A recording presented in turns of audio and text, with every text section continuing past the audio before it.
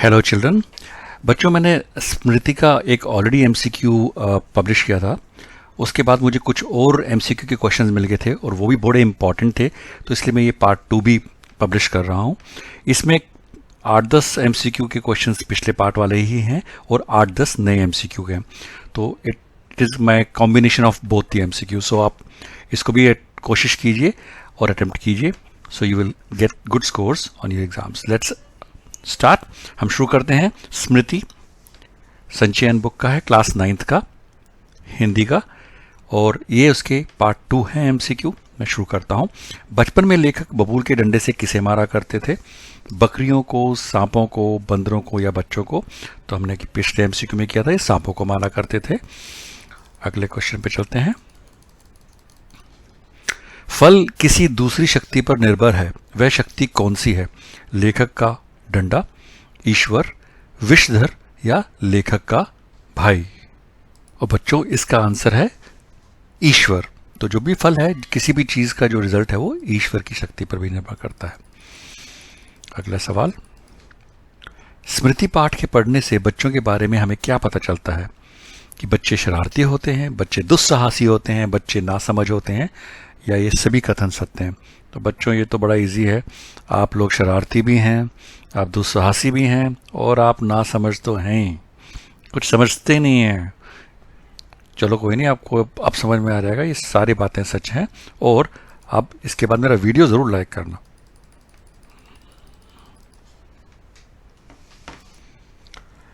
कुएं के धरातल पर लेखक ने क्या देखा?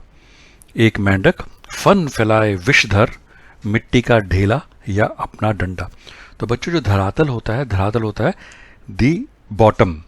जो कुएं होता है, कुएं का जो बिल्कुल नीचे वाला जो जमीन होती है, उसको धरातल कहते हैं। तो वहां पे कुएं में कौन बैठता था? सांप बैठता था। उस सांप का नाम क्या था? विषधर। तो इसलिए कुएं के धरातल पर लेखक ने फन फैलाए विषधर को देखा।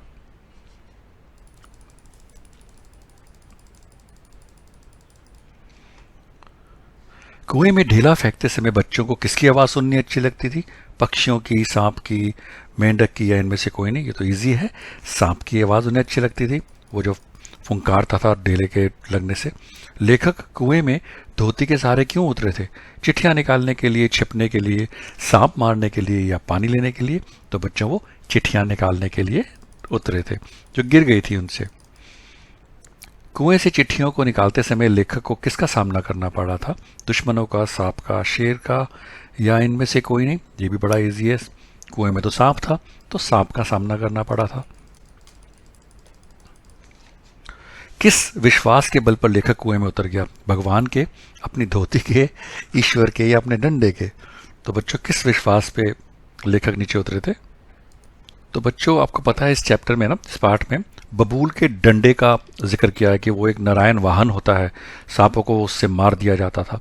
बच्चों को, जो लेखक था, उनको अपने डंडे पर बहुत विश्वास था कि मैं उस डंडे से सांप को टैकल कर सकता हूँ या उससे मैं सामना कर सकता हूँ, इसलिए वो अपने डंडे के बल पर लेखक नीचे उतर गए। बच्चे कुएं में ढेले किस पर फेंकते थे? नेवले पर, सांप पर, मेंढक पर, या कछुए पर? यह भी बड़ा इजी है। सांप था कुएं में, तो सांप पर फेंकते थे। बचपन में लेखक मक्खन पर क्यों जाते थे? खेलने, घूमने, पढ़ने, या इनमें से कोई नहीं? ये भी बड़ा इजी है, वो लोग पढ़ने जाते थे वहां पे। कुर्ते में जेब न होने के कारण लेखक चिट्ठियां कहाँ रखते थे? टोपी में, हाथ में, या झोले में, या इनमें से कोई नहीं? तो बच्चों, लेखक कुर्ते में जेब ना होने के कारण चिट्ठियां अपनी टोपी में रखते थे। कुएं से चिट्ठी निकालने की घटना लेखक ने अपनी मां को कब बताई थी? 10वीं पास करने के बाद, 12वीं पास करने के बाद, स्नातक के बाद, या इनमें से कोई नहीं? तो बच्चों, ये जो पूरी घटना हुई थी जहाँ पे लेखक नीचे उतरे थे, सांप से सामना किया था, चिट्ठियां लेके आए थे वापस, ये सारी कहानी जो है उसने अपनी माँ को 10वीं पास करने के बाद बताई थी। लेखक की चिट्ठियां कहाँ गिर गई थी? कीचड़ में, नदी में, खाई में, या कुएं में? ये भी बड़ा इजी है, लेखक की चिट्ठियां कुएं में गिर गई थी।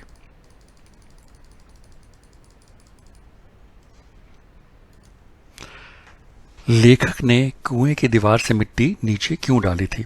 ताकि सांप मर जाए, ताकि सांप भाग जाए, या ताकि सांप का ध्यान बट जाए, या इनमें से कोई नहीं। तो बच्चों, जो दीवार पे मिट्टी लगी हुई थी वो इसलिए नीचे डाली थी लेखक ने कि सांप जो है उसका ध्यान बट जाए और वो अपना चिट्ठियों वाला उठाने का काम कर पाए।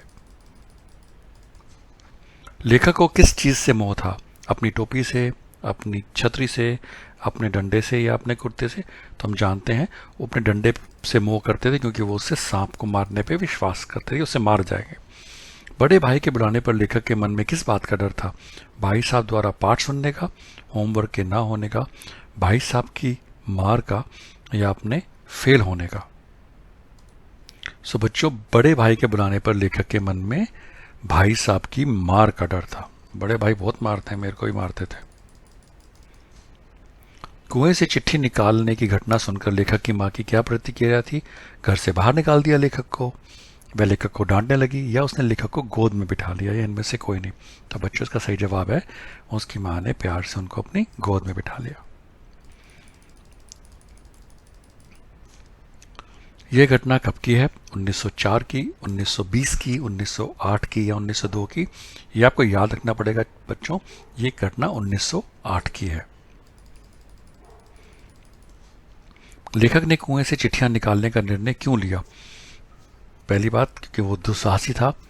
क, भाई साहब की पिटाई का डर था। और ख, क्योंकि चिट्ठियां बहुत ज़रूरी थी।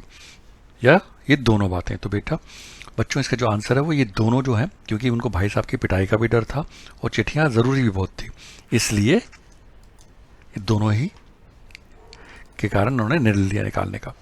स्मृति पाठ के लेखक कौन है? के विक्रम सिंह, धर्मवीर भारती, महादेवी वर्मा, या श्रीराम शर्मा? बच्चों, ये याद रखना पड़ेगा आपको आंसर। इसका जवाब है Shriram Sharma. Thank you children for watching.